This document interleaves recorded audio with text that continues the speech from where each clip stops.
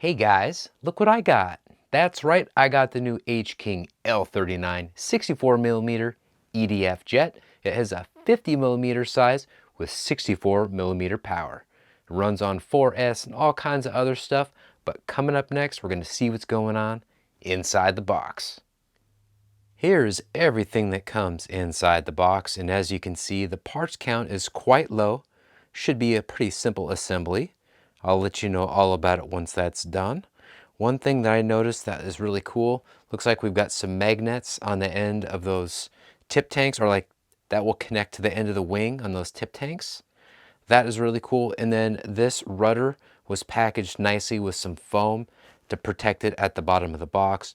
Very simple, very straightforward, and I'm going to assemble this thing and tell you all about it coming up next. All right, guys, here is this jet fully assembled. I've got to say, the assembly, even though I really dislike using glue, the assembly for a glue assembly was really straightforward. Radio setup, super simple, 3 channels, so it was very easy. Coming up next, I'm going to move the control surfaces. Now we've got a decent angle here where we can show the throws on this. This is my high rate on the elevator. And this is my high rate on the ailerons. Right here, we've got this shot where we're gonna crank up the radio, and I'll show a different angle with the control surfaces moving right here. Now, we're gonna let this thing rip.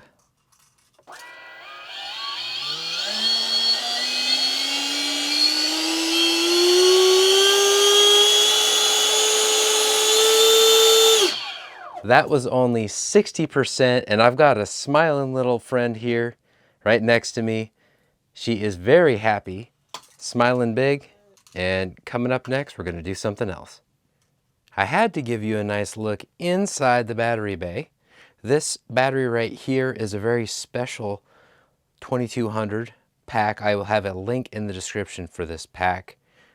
It's 2200 cell. And the footprint is darn near the size of a 1300 or a 1500 milliamp hour pack. Very cool technology Hobbyking's got going on there. And then this is the rest of the battery bay. Right here is where you adjust the screw, and then you can adjust this metal rod, slide it in or out to level out the horizontal stabilizer. That way you've got nice elevator throw control, good setup, because flights are determined, most of the success of a flight is determined in the setup.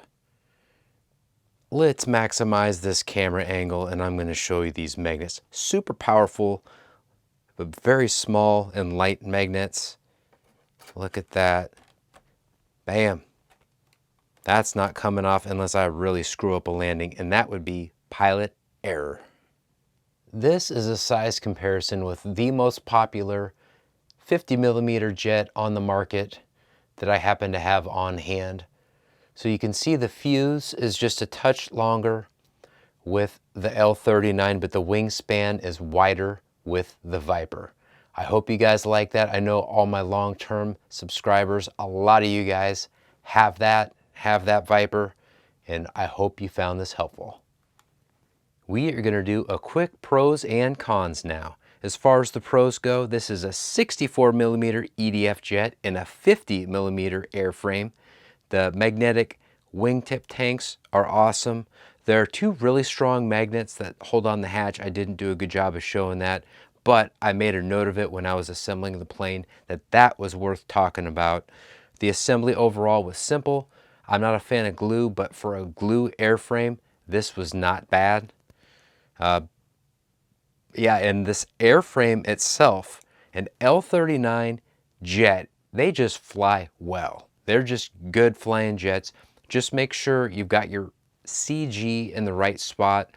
With these smaller planes, a few millimeters here, a few millimeters there can make an impact on getting it in the air and flying well, and then trimming it to where it needs to be. So during the maiden flight, or in the maiden flight video, once we get to that point, I have not flown this yet, we will show you, John and I both will show you where we have the CG on our jets to make sure that you guys have the best success possible. That's really important to us.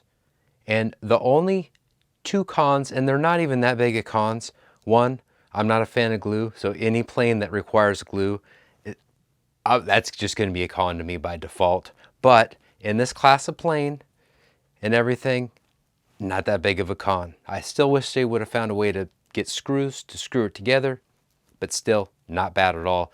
The way they engineered it actually makes sense to do glue, like I said earlier. And the only other con, and some people think this is a benefit because of the price that this is going to be offered at, this is a one shipment only jet. So it's only going to be available at the time of I drop this video and then until it sells out. So if you're interested in it, cool. If you're not, that's fine too. If you are interested in it, I'm going to have links in the description to it.